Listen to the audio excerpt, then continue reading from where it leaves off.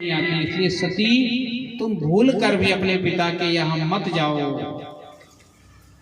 आज भगवान शिव मना कर रहे हैं सती को जाने के लिए, पर सती मान नहीं रही है। क्यों?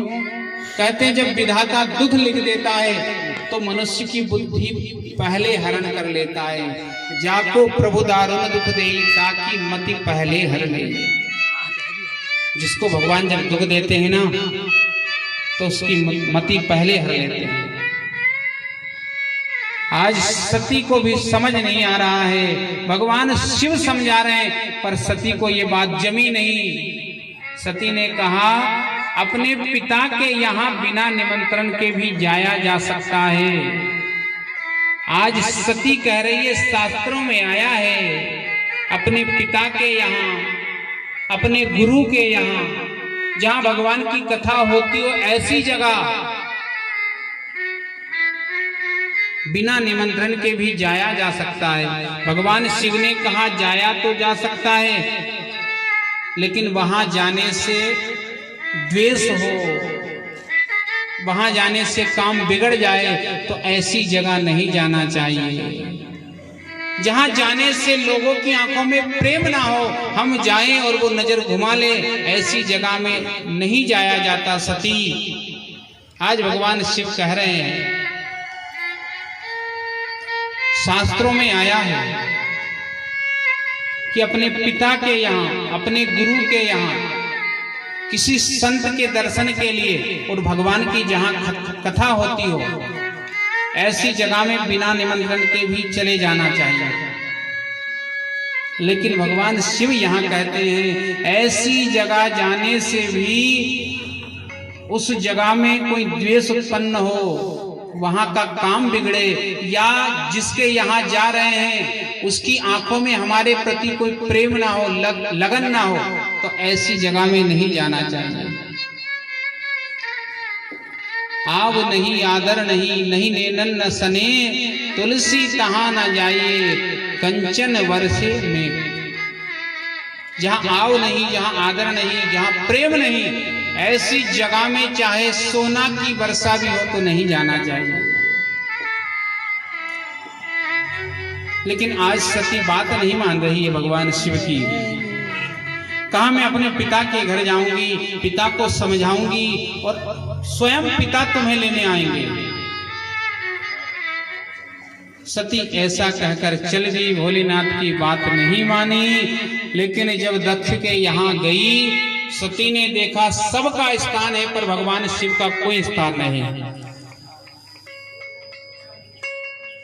सती को बड़ा दुख हुआ।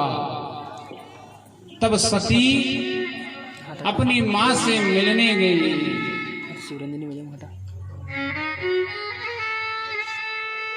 मां ने तो प्रेम जताया, लेकिन बहन हंस दी, मुस्कुरा दी।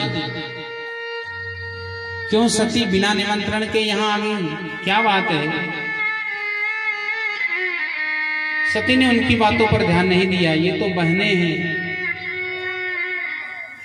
मां की ओर देखा तो मां कुछ बोल ना सकी, मां की नजर भी नीचे हो गई।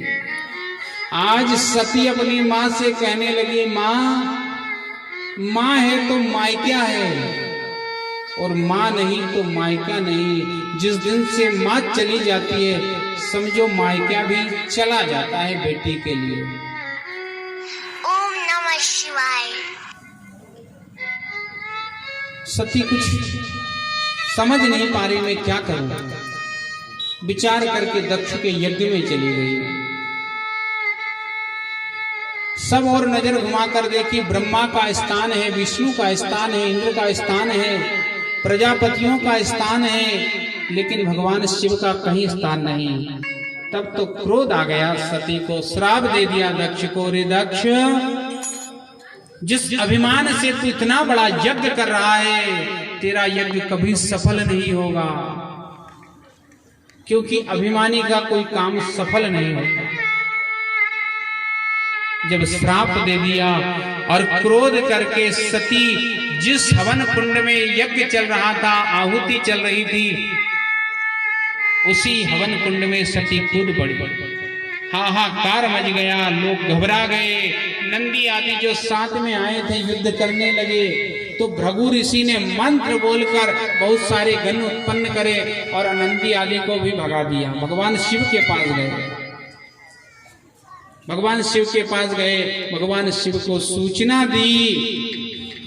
तब तो भगवान क्रोधित हो गए। जो देवादिदेव कभी क्रोध नहीं करते, आज भोलेनाथ को भी क्रोध आ गया। अपनी जटा से एक बाल उखाड़ा, जमीन पर पटक दिया, वीरभद्र उत्पन्न हो गए। भगवान शिव ने आज्ञा दे दी, जाओ वीरभद्र, दक्ष का पूरा यज्ञ विध्वंस कर दो।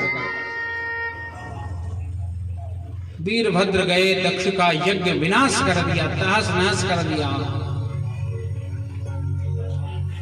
दक्ष को पकड़ा और दक्ष की गर्दन घुमाकर धड़ से गर्दन अलग करके हवन कुंड में डाल दी। भृगु ऋषि आदि आए तो उनकी दाढ़ी लोच दी। बहुत सारे देवता उस समय वीरभद्र से युद्ध करने आए तो वीरभद्र ने सबको परास्त कर दिया,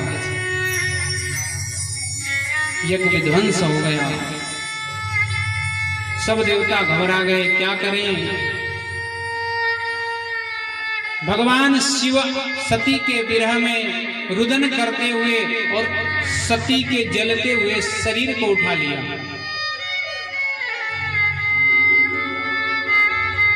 कहते हैं उस जलते हुए शरीर से भगवान शिव जहां जहां गए और सती का वो जलता हुआ शरीर जहां जहां गिरा वहां सिद्ध पीठ हो गए। ओम नमः शिवाय। इस एशिया में जो पहले भारत माना जाता था, अब तो कुछ पाकिस्तान की बाउंड्री, कुछ नेपाल में ऐसी जगह चले गए। 52 शक्तिपीठ है, 52 शक्तिपीठ। कहते हैं सती का जहां नैन गिरा वहां नैना देवी हो गई, जहां जीव गिरी वहां ज्वाला देवी हो गई। ऐसे 52 पीठ बने, शक्तिपीठ।